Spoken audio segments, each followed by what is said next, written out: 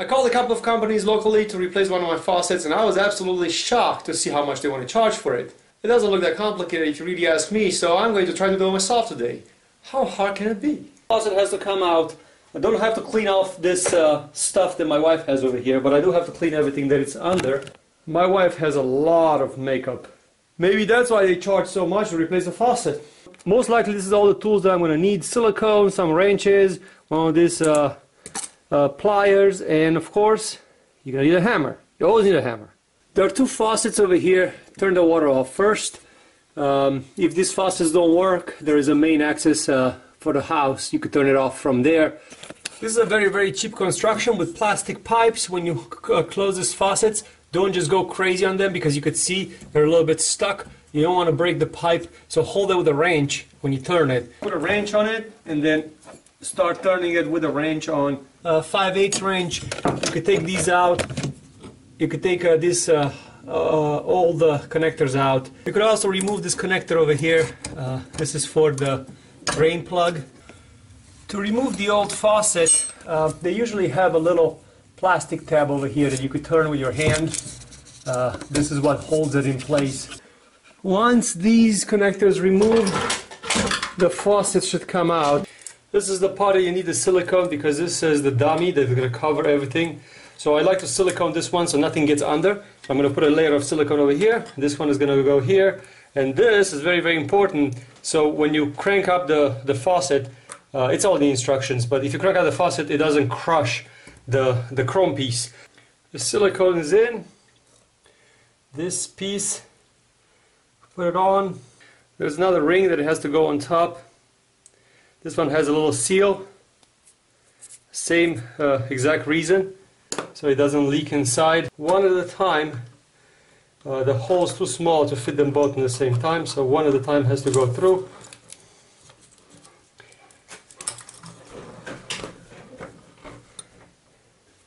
The plumbing part is always the complicated one, because these are never long enough. So as you can see over here in my case, the hot one and the cold one are a little bit on the short side. I might have to make a trip to Home Depot to extend one of these, unless I could just connect it this way. So I'm going to try to connect it this way, but if it doesn't work, I might just have to make a quick trip to Home Depot.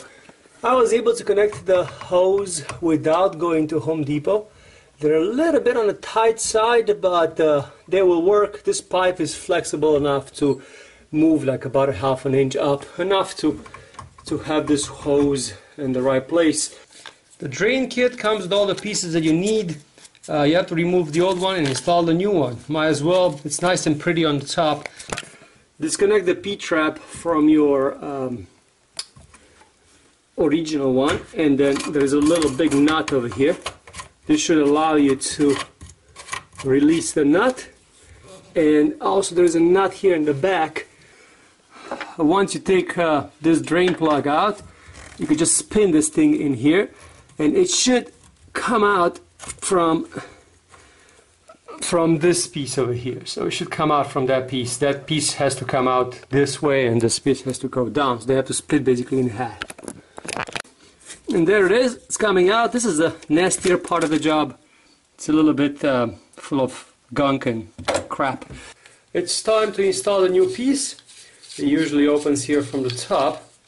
This one comes out, you install this one later, the drain plug. This piece goes on top with silicone. This piece goes from the bottom. You remove this piece, you don't need that one. And this basically is going to be the seal towards the bottom. You don't have to silicone the seal at the bottom. The piece on the top I always like to silicone, so I go plenty of silicone in it, just because I don't want to have any surprises where it leaks. There you go. Now we're talking. Oh yeah, there you go. And you take this piece and you insert it from underneath, and you basically just screw this piece in. So this piece goes from underneath, and you just screws in here. Make sure you don't cross-thread it, because it's plastic. And once you reach the end, make sure that you align the plug for the drain plug towards the back, and then now you could turn this piece in here until it creates the right pressure so water doesn't come out. Once that is done, you have a little seal over here, which is meant for the P-trap. Put the plastic piece first. The seal is going to go next. There are different sizes. Hopefully it's going to be exactly the same size as you had before. Make sure you don't put them upside down. And then the P-trap slides in here.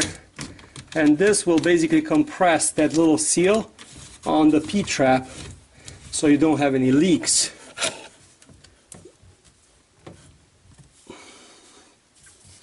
Get this one nice and tight. Usually these are hand tight. And verify all the other connections on it, so make sure that they're all nice and tight. You don't want to have any leaks. And this is going to be the tricky part because you have to work in reverse. Take this piece off. There's a little seal in there, make sure you don't lose it. So this is the important part. The drain plug is moved by this little rod that goes in here and it moves it up and down basically, okay? So what you have to do is, there is a little seal, plastic seal over here, don't lose it, put it back in here. Put the rod through, and before you put the cap on, you have to put this drain plug into the plug so this thing catches it, right? So right now I just put it in the plug and it catches it, so now it moves it up and down, right? And now you could put this thing in, and if you don't get this one right, it will leak over here. So it's very, very important to get it right. And now you could crank it up. Okay, so get this one nice and tight and make sure it moves. And there it is. This is the piece that you have to make sure it moves. Then you have this piece. It has a little connector, so hang on to this connector. You put this piece through the little hole here in the back. And what this little connector does, it connects one piece to the other. And this one at the bottom gets tight. And now when you pull this little lever, basically it moves the drain plug, right? So that's the purpose of it. So right now, if we have everything connected properly, water goes through there. There should be no leaks over here. Verify leaks over here. Verify leaks in the P-trap. Verify leaks around the plumbing. Everything seems to be fine. This should be good to go. So trust in yourself, and if you break something, maybe it will cost you a couple of dollars more, but all the times you're going to save some money by doing this yourself can make a huge, huge difference. So thanks for watching.